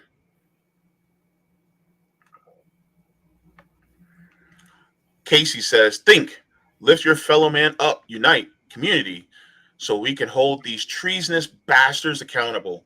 We will not negotiate with criminals or a treasonous system any longer. Class war is now seized. I would take it even further. You call them treasonous bastards. I call them terrorists. They call us terrorists. We don't negotiate with terrorists. That's what I'm saying. Yeah. There's nothing to talk about. I mean, how many years have we been asking for the same shit? How many years are y'all gonna ask for the same shit? That's what I should have asked. How many years are y'all gonna ask for the same shit? Because they're obviously not gonna give it to you. They might let you look at it from a string. Other than that, no. You will never be able to touch these things because these,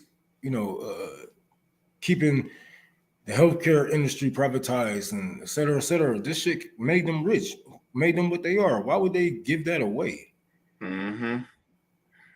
Yeah. And I mean, literally defending totalitarian regimes at a corporate level. Because the thing is that what do we advocate for?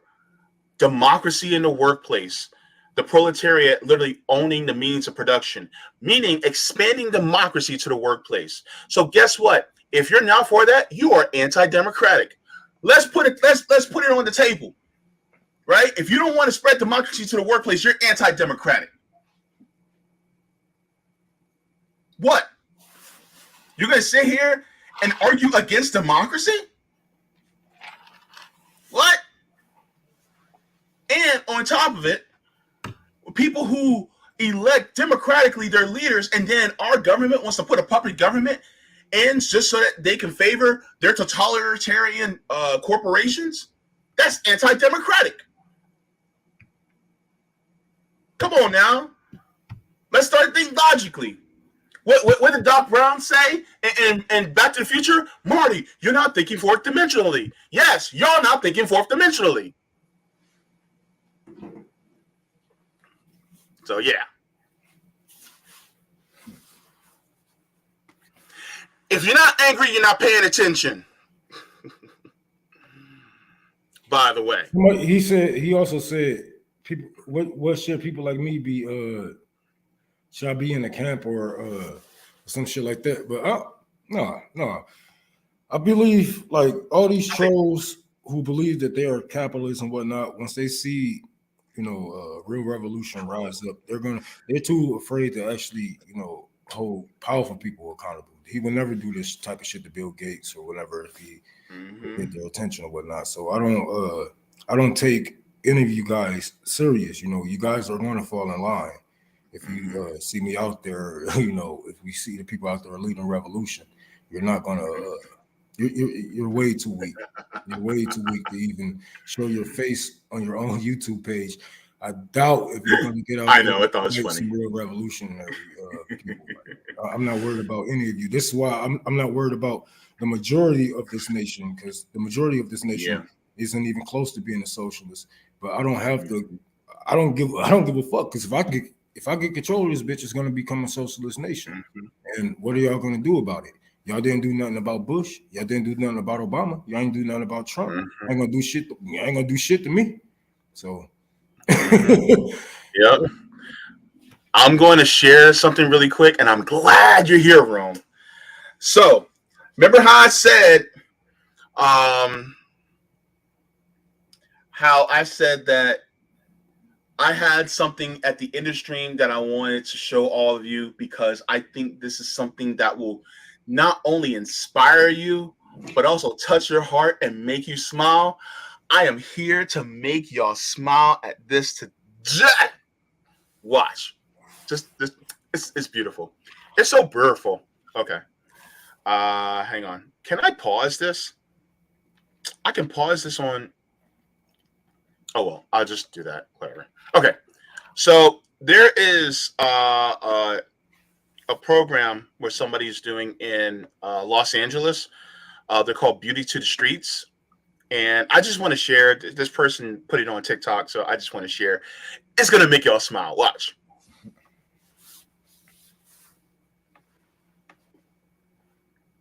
Hang on. Where's the... You want to do cookies or cupcakes? Cupcakes? Which two sodas did you want, honey? Which two sodas right there? Oh, the 7-Up, please. And then,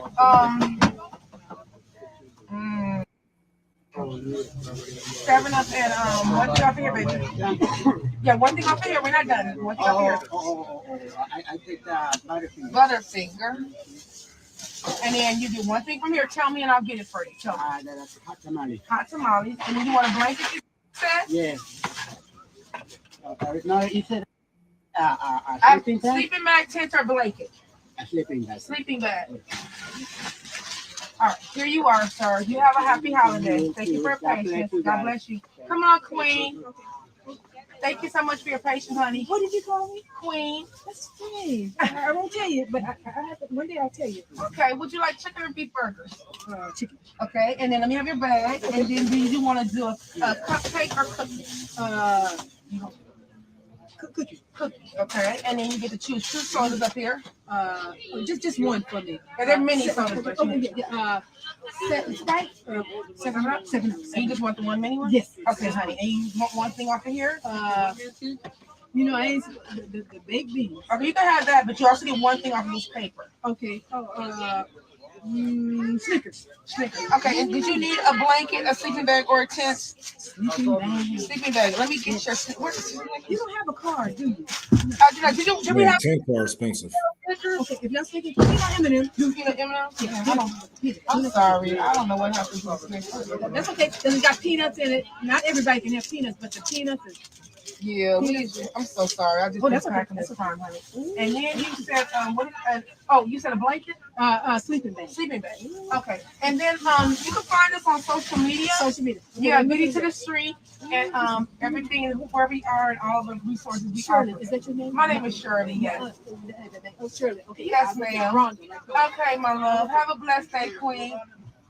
Next person, I'll take Dave. I'm sorry, 1 second, King. Hold on. I'm sorry. Thank you so much for your patience, honey. Can you put me some more sleeping bags in here? I'm out of them. Okay, honey. Would you like chicken or let's start with your food first? You want chicken or beef? beef burger. Beef burgers. Okay, let me have this. Put it in your bag for you. Kind of like a trick or treat style. And you want? Would you like chicken or beef burgers? Beef burger. Yeah, that's beautiful, man. So that lady is doing the damn thing. Woo! She is, also she's also a hairstylist. She's out there on the streets doing the same thing that you do, Rome, when you go to the homeless shelter and cut people's hair. Yeah. She's also cutting hair, doing styling women's hair, who are homeless. Of course, you saw there she was giving food away to the people, and her program that she's got going on is called Beauty to the Streets. So I just wanted to give her, a shout out because she's doing something for her community as well. I've never met her. I would love to meet her. Her name is Shirley. She has, she talks about, with the work that she does. Her name is Shirley Rains. And shout out to Shirley Rains for doing the damn thing out there in LA, on Skid Row, helping the people, trying to get her on. I'm going to be back out in California pretty soon. So shit, maybe we can link up and do something together. Yeah, I sent an email. I hope I can, get her on here on RBN so that we can have a conversation, because look, people need people who care. The compassion and kindness, that's something that, we need to put on display. And I've been wanting to do, because I know we do a lot of somber stories, but I wanted to end this stream on something positive because, it's not just the things that you do, it's the things that people who we don't even know that are doing some amazing things, that are being inspired by you. Hell, you inspired me. People like this lady, Shirley Rains, that's doing the damn thing on the streets, There's so many people who are doing things for others in a mutual aid way that aren't just doing it for, they're doing it for the people and not for their own self-gratification. Well, I ain't gonna lie, I'm doing it. I am pushing a communist agenda. So it's kind of a difference with me. But I still care for the people. But I am pushing communism at the end of the day. But ultimately, who is it for, though? It's for the people, though, right? Regardless, it's for the people. So, I mean, really, that's what you're doing. I took wealth from people that's, that got it and we did, give it to the people who ain't got it. And it's trying to show people that this is the way. Yeah. And, I that's one of the reasons why I'm so glad you came in, because I wanted to show people, look, this is what's being done, and you don't have to do it at the same level. It's just do it, period. Hell, even just how you treat people, that matters, man. How you treat others. And so I just wanted to, push people towards, look, do not be like what some of those people at the beginning of the stream that I was showing you in Israel, some of those Zionists, how they were treating others. Don't be like that. Be like Shirley. Be like Rome. Be compassionate and giving, because that's what makes our world better. Do not otherize people. See their humanity and try your best to meet them where they are and also show them that there's a better way. And so that's something that we at RBN try to do. It's what we try to talk about, and I'm proud of all y'all. I just am, Speak for yourself, man. Yeah. We came a long way in a short time. I think, we are really solidifying our our spot. Mm-hmm. Yeah. Not only in the left, I don't think that we are here for the left. I think that we are here to be the fork in the road, because there is no left. We are here to drive people left. We are here to steer people to the left. And we will be the fork in the road for a lot of people, because it's easy to say, oh, I hate Republicans, so I'm a leftist, or I hate the right wing, so I'm a this and that. But how, how are you a socialist? How are you a communist? What makes you this, right? And when people see TYT or Kyle Kalinske, when they've been watching them all their life, they're like, oh yeah, I'm a leftist. And then they see us, like, when they driving along that leftist road, they see us like, oh shit, it's a fork. And Sam Cedar or RBN, like, yeah. Bill, you just don't miss, bro. Bill said, hey, this is a great definition. It says communism is the goal of socialism. Socialism is set up society so that the resources and means of production for the benefit of the people in communism is when that system of socialism creates such abundance that the concept of class, commodity, and currency cease to have meaning. Ooh, Bill. Ooh. I see you, Bill. I see you. This is why I go as far as left. You got to go as far as left as you can. Because if not, they will find a way to, jeopardize your movements, to infiltrate. Even as a communist, they're going to try to infiltrate. But one thing that the politicians, and you see how the Justice Democrats did socialism, or, how they did socialist, the name of socialist in America, they bastardized it. They fucked it up. And this is why I always went as far as left as I can, because I know that AOC will never call herself a communist. Bernie Sanders will never call herself an open communist, because that's just one step you don't take. And I'm willing to take that step to show people that I'm willing to go all the way.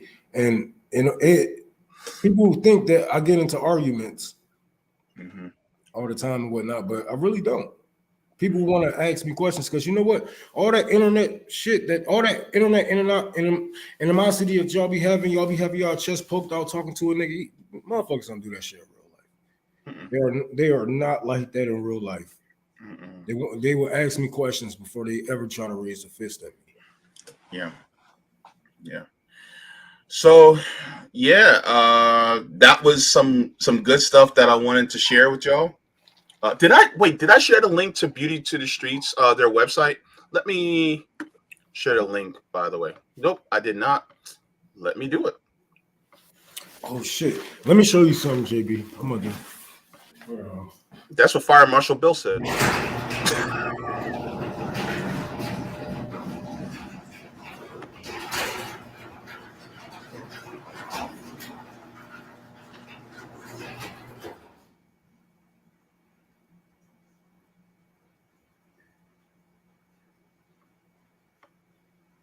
All right.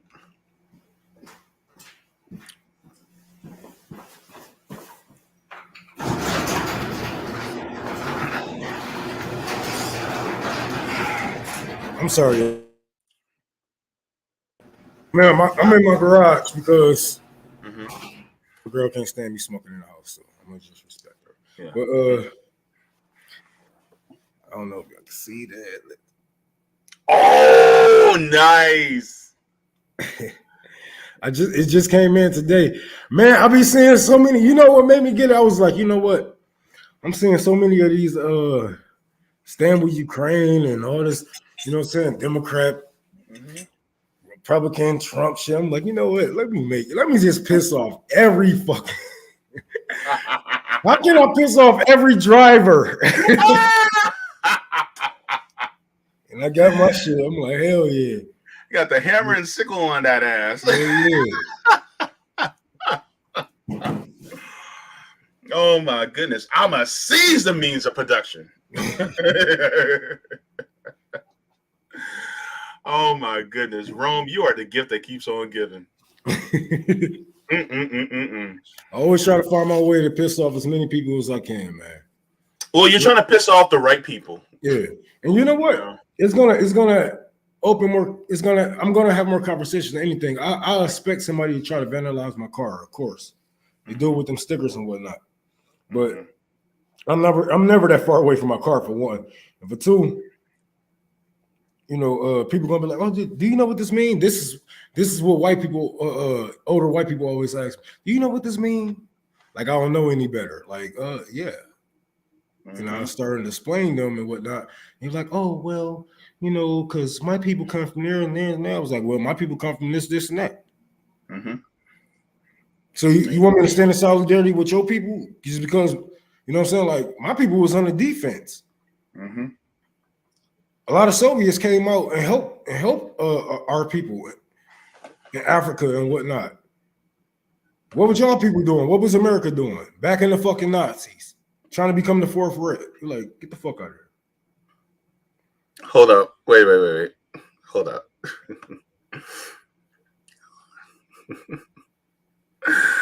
Okay, hang on. Somebody said, this person said, black folks don't do communism. You're looking at one. What the hell are you talking about? and hold up. Let me share my screen real quick. Helping the fucking Marxists? Just to look, Thomas Sankara. Okay. Thomas Sankara. Who was he? He was a Marxist-Leninist, Pan-Africanist, and served as president of Burkina Faso from his coup. They call it a coup. It wasn't really a coup. In 1983 to his deposition and murder in 1987. And he led a revolution. He's referred to as Africa's Che Guevara. You want to talk about black people don't do communism? Man, what? Where you think they got communism from? If you was to read Marx, he got a lot of his ideas from a lot of these countries that have been here, that have been practicing socialism and communism. You know what I'm saying? Living without a means of a currency and whatnot. Just being human and one with the earth. Like, get the fuck out of here. Black people don't do communism. Black people don't do capitalism. Black people don't do capitalism. And overall, we don't. And we don't do it well. If we did, we would be thriving. Yeah. And when we tried to, they killed us. Even when we tried, black people don't do comedy. I don't know where the fuck these people. Like you can't live up under a rock and just pop out and say some shit every blue moon. Like, who the fuck is this guy? Oh, wait. Rick in with the assist says Marx looks at the indigenous. Yes. Yeah. Oh my gosh. Anyway, Where do you think this shit came from? Why do you think he was so happy when Abraham Lincoln freed the slaves and then we turned out that was some bullshit? Yeah. In fact, Rome, you don't miss, brother. Asada talked about it in her book. I just read. Look, by the way, I did the reading of chapter 2, part 1, and then also coming up in a couple days is the reading of chapter 2, part 2 of my reading of Asada Shakur on my channel. Yo, if y'all haven't went to my channel, go ahead, go to my channel too, because I do things like that. I read about Asada Shakur. So yeah, but Rome, what you got coming up, bro? Same shit, man. I'm about to head to Florida. I'm about to say Florida. Ah, damn. I was getting happy for a second. I'm about to head to Flint.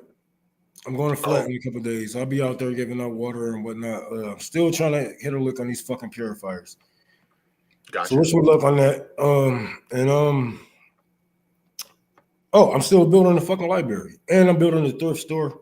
And we got the fucking garden going on. So just a couple of things. Not major. Not too big. Wait, Lewis. Lewis says Engels was more dedicated to that anthropological study. Marx's son-in-law was partly Afro-Cuban and first socialist MP ever. What?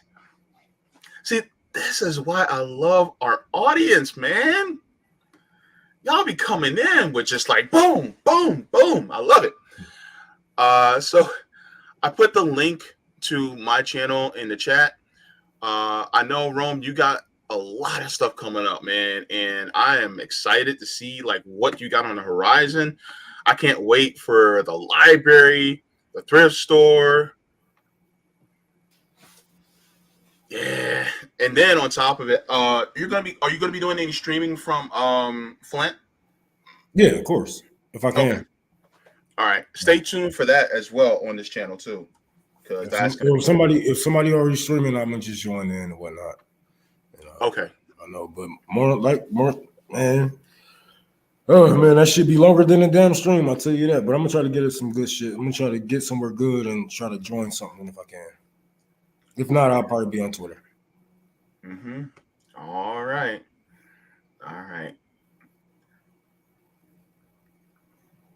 Can Rome build it in a day? Is a frog's butt watertight? Hey, real shit. I wish I could though. If I could, I would. I'm gonna need a lot of motherfucking support, y'all. But that's why I'm not really pushing on it so much, because once I start pushing, that's all y'all gonna see. It's me trying to build this damn library, and then I gotta get. As soon as I get done with the library, I gotta get right back out in the garden, because the spring, hopefully, I get the library together by the spring, summertime. Then I gotta be right back out in the garden getting that together, because I finally got the tools to do everything that I need to plant. You know, I got a tiller. And you know, and whatnot. But other than that, it's gonna be, it's gonna be a long year for me next year, and that's just everything started. That's not even, you know, I'm not even looking at the future. How many people we're gonna be pulling in? How many people we're gonna be teaching how to grow food and, you know, helping with the library? It's just gonna be, yeah. But I'm taking my time, because fuck that. I ain't about to stress myself out. Only one man, motherfucker.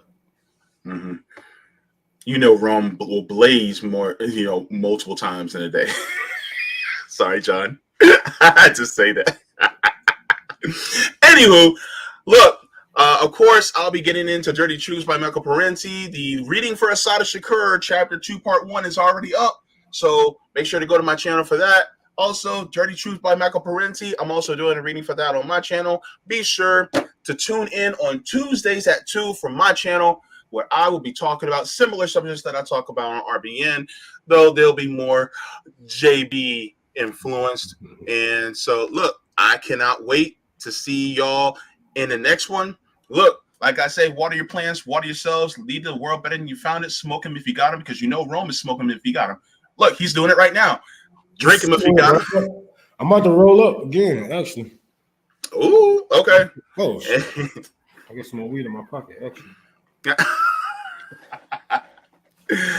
And look, even if you don't, just watch something funny, laugh. Oh, by the way, I forgot to mention this. I watched the Malcolm X movie yesterday. I never sat and watched it in its entirety. I'm going to be real with y'all. By the end, I started to tear up and cry a little bit at the end because that really hit me. But that movie was really good, watching the movie Malcolm X. So I also want to watch the JFK movie because there was a lot of corporate backlash and government backlash against the JFK movie that came out in the 90s because it was directed by Oliver Stone. So I want to watch that. So I'm going to try to see if I can watch that as well. So yeah, because it actually talks about the conspiracy of the CIA and what they did, or what they did to JFK in order to kill him, so assassinate him. So I'm going to be watching that. That's going to be a good one. And I'm going to tell you all about that later too. So anyway, love and peace, chicken grease. Keep it easy, greasy. Take a long way to slide. Do a little tinkle, tinkle. And a little twinkle, twinkle. Star bright, star bright. I'm so stupid.